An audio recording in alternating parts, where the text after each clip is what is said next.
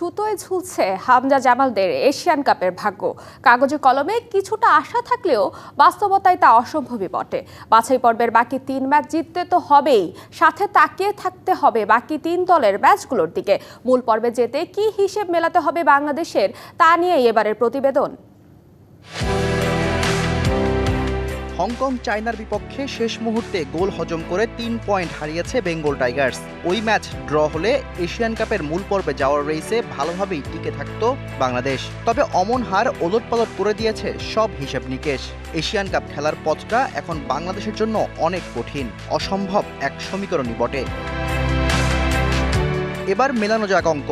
বাছাই পর্বে বাংলাদেশের ম্যাচ বাকি আছে ৩টি।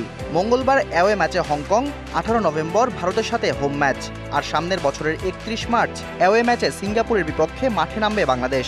কোনো হিসেব ছাড়াই হামজা জামালদের এই ৩ ম্যাচে জিততে হবে। গোল করে এগিয়ে থাকার জন্য বেশি গোলে জয় থাকবে বোনাস হিসেবে।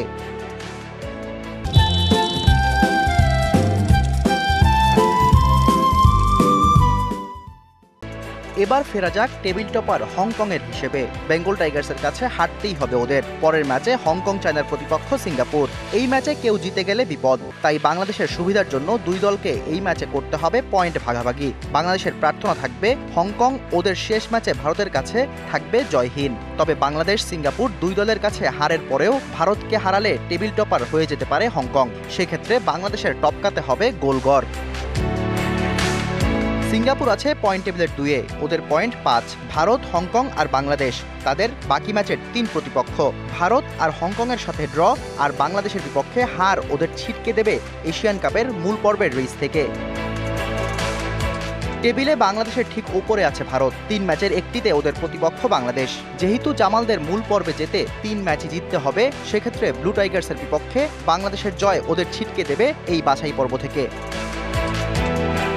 কাগজে কলমে টিকে আছে ক্ষীণ আশা, কিন্তু তাতে আছে অনেক হিসেব নিকাশ। বাছাই পর্বের প্রথম 3 ম্যাচে কোনো জয় না পাওয়া বেঙ্গল টাইগাররা পরের 3 ম্যাচে জিতবে এবং বাকিরাও বাংলাদেশের যাওয়ার পথ পরিষ্কার করতে এনে দেবে কাঙ্ক্ষিত ফল। এই চাওয়াটা হয়তো একটু বেশি বাড়াবাড়ি।